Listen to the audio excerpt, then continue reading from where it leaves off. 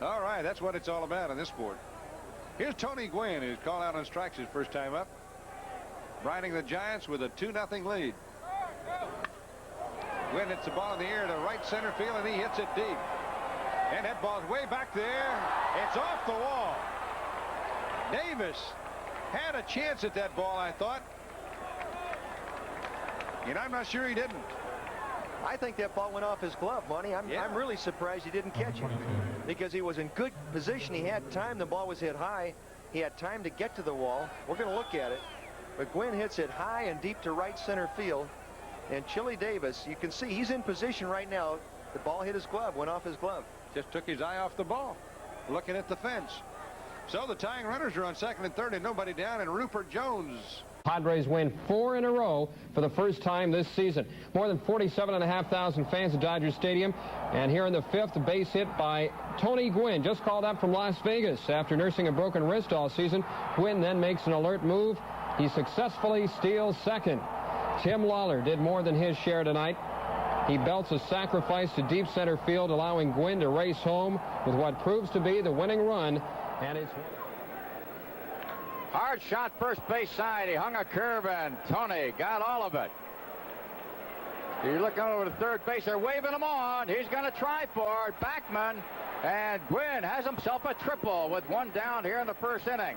And there's a big play, getting from second to third with only one down. One man out in the top half of the first inning. This is the first of a 3-game series.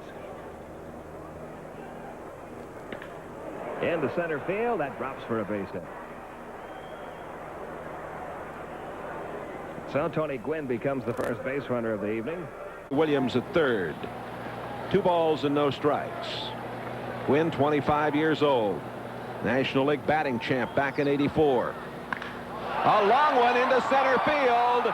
And on the run is McGee. It's off the wall at the 4:05 mark. A double.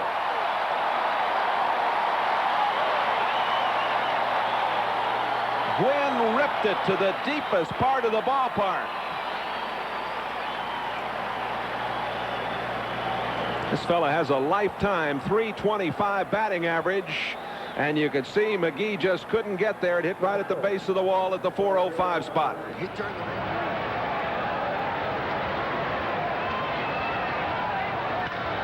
rip down the right field line, base hit. Strawberry gets to it, but Gwynn's going to have a double, and Jefferson scores. It's now a 3-2 ball game.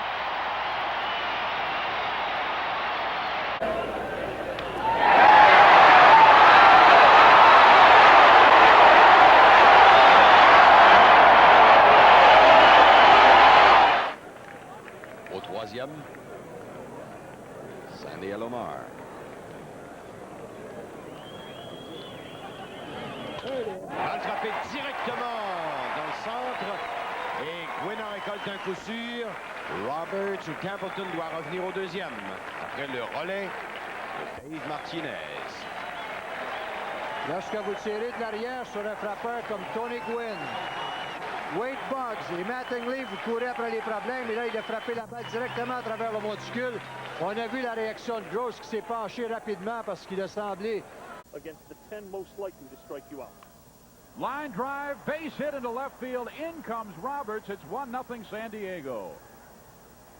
And that beautiful swing, Gurelt's trying to get one over on the outside corner of the plate, and Gwynn just moving with it perfectly.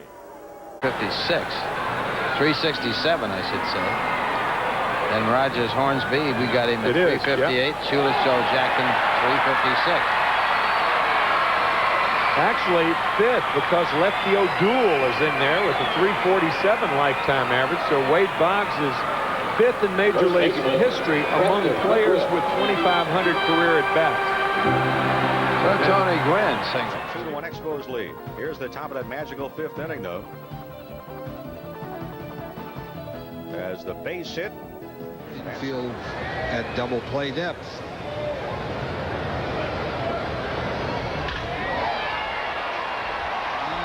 Going to get him out all day. Base hit for Gwynn, and San Diego has their first 2 runners on here in the 6th. Let's get close. Frank Castillo now works with Tony Gwynn, and he shoots one into left field for a base hit. So Gwynn continues his hot hitting, but 1 for 4 in the night. They really never found a dominant left-hander since Howe back in the early 80s. Tony Gwynn leads off and greets him with a base hit on the first pitch, the 3rd hit of the night for Gwynn. Tony is 3 out of 4. Another base hit for Mr. Gwynn. So the Padres have the leadoff man aboard against Valdez. He did last year. Well, his career high in homers is 14. He already has 13. Hits this one a long way to left center field. Going to be a long run for Jose Cruz Jr. It's off his glove. Veras will come around to score. Gwynn is at second base with a double, and the Padres have tied it. Tim Crabtree as well. He went 1/3 of an inning, gave up 1 run on 1 hit. This is back up the middle, and it is through for a base hit, and Tony Gwynn will not have consecutive hitless game. Ball. 3-1? No. Fastball. And Tony Gwynn. He's 71 hits away. Sanders easily scores. It's tied up.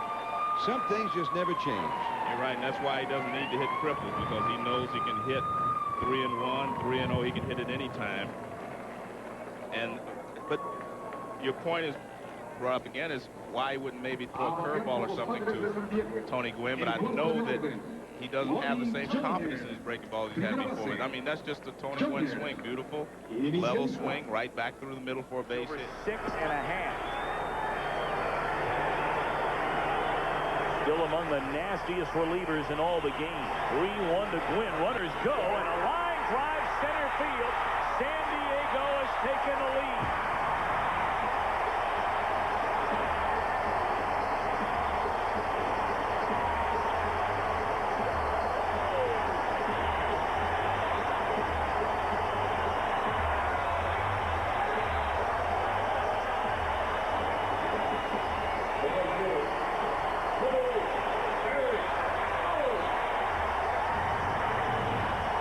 Here it is again. He's the only guy in the house that wanted to see that ball be called a strike on the 3-0 pitch. Fastball, middle away, classic Tony Gwynn swing.